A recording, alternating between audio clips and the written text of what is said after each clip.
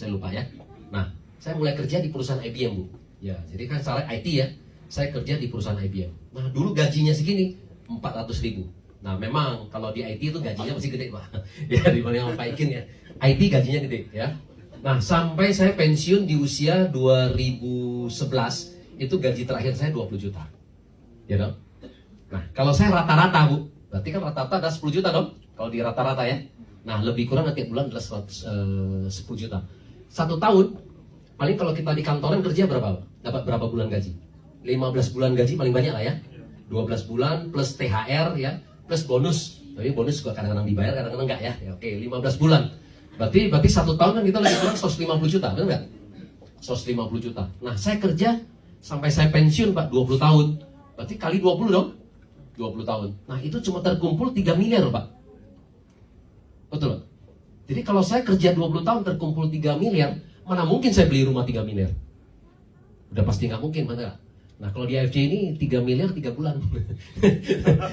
Ya, jadi kadang-kadang kita itu loh. Kenapa? Karena percepatannya kan itu kan. Nah, seperti itu teman-teman. Jadi inilah salah satunya ya, bahwa kita di hidup kita dibatasi sama usia, boleh seperti itu ya. Jadi kalau kita bisa mencapai financial freedom kita, time freedom kita 3-5 tahun ya kan itu kan. Nah, sisa waktu kita kan kita bisa lebih banyak ya. Untuk misalnya kalau orang yang di gereja atau misalnya di masjid pelayanan, nah kan kita punya banyak waktu seperti itu ya. Kalau di AFC ini 1 tahun kalau kita di Ibu Sido 12 miliar, udah lebih dari ini kita kerja 3 miliar, benar nggak? Nah, jadi kita kerja 30 tahun, di AFC kerja 1 tahun beres. Sisa 29 tahun kita bisa melayani orang, benar nggak? Nah, kira-kira gitu ya teman-teman. Jadi itu yang kita bisa approach, Bu. Sebenarnya nggak ada masalah, Bu, sama. Nah, itu kekhawatiran saya. Setelah kemudian ini kan berarti kan saya ketemu dong. Setelah leader saya bilang begini, nah kemudian saya kan ketemu dong di perusahaan A ini. Nah, ternyata di sini dulu ada leader saya 10 orang, Bu. Nah, jadi kemudian saya ngajak kumpul dong. Kan saya takut mereka bilang apa kan gitu ya. Nah, langsung setelah saya kumpul mereka, saya bilang, oke, sekarang saya melihat perusahaan B ternyata lebih cepat menuju ke tujuan impian kita. Nah, saya bilang, siapa yang mau ikut sama saya? Dari 10 orang itu. 9 bilang, Pak Budi kemana kita ikut? Nah, berarti kan selama ini kan saya nggak ada khawatir. Ya kan? Kekhawatiran kita adalah kekhawatiran kita, Bu. Karena kita belum pernah bicara sama mereka. Jadi setelah saya bicara sama 10 leader saya, dia bilang, Pak Budi kemana? Saya ikut. Nah, yang satu yang bilang nggak mau ikut, saya bilang, tetap Anda saya support, benar nggak? Kalau Anda butuh bantuan, tetap saya bantu kamu di perusahaan A. Kan itu kan? Sebagai tanggung jawabnya kita leader, ya kan, Bu? Nah, 9 orang ikut saya kan berarti kan saya lebih cepat lagi di perusahaan B. Nah, ya, nangkap ya kira-kira. Jadi kira-kira seperti itu. Kita tetap sounding ke mereka, yang mau ikut kita. Yang nggak mau nggak mau. Nah, yang satu orang yang nggaknya ikut di sini, di FC juga ikut. Ya, jadi sebenarnya tidak ada yang nggak ikut juga sih, semuanya ikut juga sebenarnya. Ya, cuma kadang-kadang beda waktu aja, Bu. Kira-kira gitu, Bu, ya.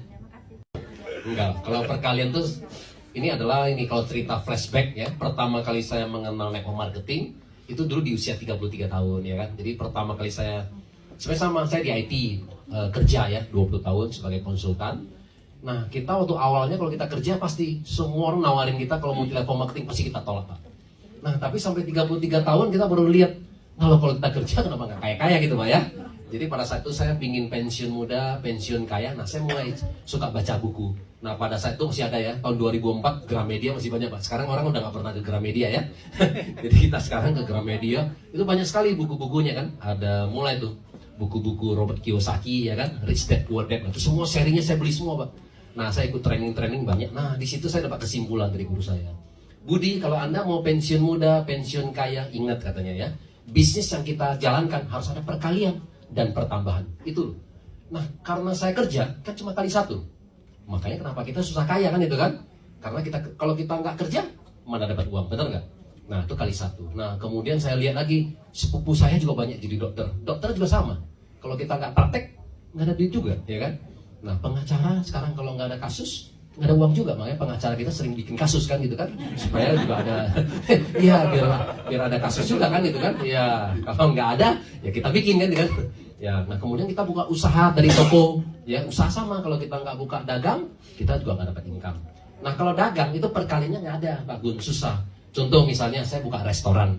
Nah, restoran saya misalnya sebulan dapat untung 20 juta. Bagus nggak? 1 bulan 20 juta bagus loh ya, 1 tahun 240 juta kan. Setelah dipotongin uang sewa, karyawan, itu bagus 20 juta. Nah, begitu saya mau tingkatin income saya jadi 40 juta, berarti gimana caranya? Berarti harus buka cabang, bener. Kalau buka cabang gimana? Berarti modal kali 2. karyawan kali 2 kan, investasi kali 2. Nah, kata orang ini Pak, udah kan apa? Kalau udah buka cabang, masalah juga tambah 2. Ya dong? Nah, jangan cuma uang aja, masalah juga kali 2. Kalau kita mau 100 juta, berarti harus buka 5 cabang, ya kan? Nah, setelah kita buka 5, biasanya gini jawabannya. Aduh, Pak Budi, ternyata apa? Restoran ketiga, keempat, kelima rugi, kan gitu kan?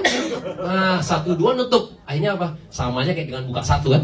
Ya, jadi sebenarnya tidak ada yang semanis itu juga gitu ya. Jadi kenapa? Karena masalah kali 5. Karena lokasi kan tertentu juga ya, mempengaruhi semua. Jadi itu loh.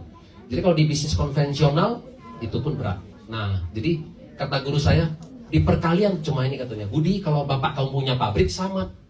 Nah, contoh ya, misalnya spidol. 1 spidol saya bisa untung 1.000 nih, ya pabrik saya.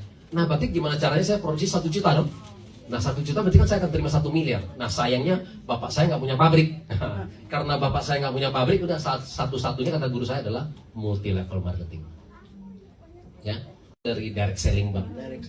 Belajar multi level marketing berarti di perusahaan Jepang yang pertama itu bang ya.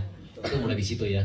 Oke, nah saat ini sejak Pak Ikin bergabung, nah kan ini kan mengenai perkalian Pak, ya bisnis kan di network marketing adalah beda dari yang lain karena perkalian cepat Pak. Nah, hari ini dari Pak Ikin sendiri aja di bawah jaringan Pak Ikin sudah jadi bertumbuh berapa orang Pak? Saya baru ajak secara langsung itu 47 orang. Oke, direct sponsor 47 orang Pak ya? Itu pun termasuk keluarga Pak. Oh, termasuk keluarga. Anak saya 4 masuk semua itu ada di situ. Ya anak saya yang umur 4 tahun juga sudah diamond. Oke. Jadi udah disiapin dulu semuanya ya? Sudah semua, Oke. udah diamond. Nah, terus dari 47 itu sekarang berkembang jadi berapa Pak? hampir kurang 9 ribuan. 9.000, oke. Nah, dari pengalaman dari 47 itu berapa persen sih Pak biasanya aktif? Kalau saya lihat masih di bawah 20%. Oke, Masih jadi di bawah 20%. jadi kalau statistik 47 orang kalau kita bilang 20% aktif, berarti sekitar 8 sampai 9. Betul? Betul sekali. Sekitar itu ya. Oke, mungkin Pak Gun ada yang mau ditanya? Ya, nah ini cukup menarik ya dari 47 ya. 47 bisa melahirkan 9.000. Ini luar biasa. Inilah memang bisnis network marketing yang luar biasa ya. Itu Kogun saya amati dari perusahaan saya sebelumnya, saya 7.000 itu setelah terakhir saya 7 tahun di perusahaan yang sebelum ini. Wow. 7.000 itu 7 tahun. Ini baru 3 tahun lebih sudah mau 9.000. Artinya pertumbuhan daya tarik di luar sana terhadap AFC itu lebih tinggi daripada yang sebelumnya. Sebetulnya apa yang membuat pertumbuhan ini menjadi sangat cepat di timnya Pak Ikin? Saya sekarang merasakan sekali perbedaannya dengan di perusahaan saya. Perusahaan Jepang sebelumnya itu bonusnya diberikan setiap minggu sekali, seminggu sekali. Ini setiap hari. Ini nilai jual yang saya rasakan ketika saya keluar kota. Ini saya sebenarnya seneng main di luar kota juga ya. Karena di luar kota itu kita misalnya nginep di satu hotel harga 400 sampai 500 ribu. Sementara pagi-pagi kita dapatnya lebih dari 2 juta sampai 3 juta. Artinya kita bisa berlama-lama di sana dengan kondisi nyaman gitu. Ini saya ngerasakan. Sebelumnya saya kalau nginep di hotel, waduh kita kan nanti dapatnya mingguan, sementara hotel hitungannya harian. Nah ini artinya Bapak Ibu kalau punya relasi di luar kota, di luar Jakarta itu bagus sekali karena respon di daerah itu luar biasa. Dan saya mungkin minggu pertama Oktober udah mulai ke Makassar lagi dengan di Palopo.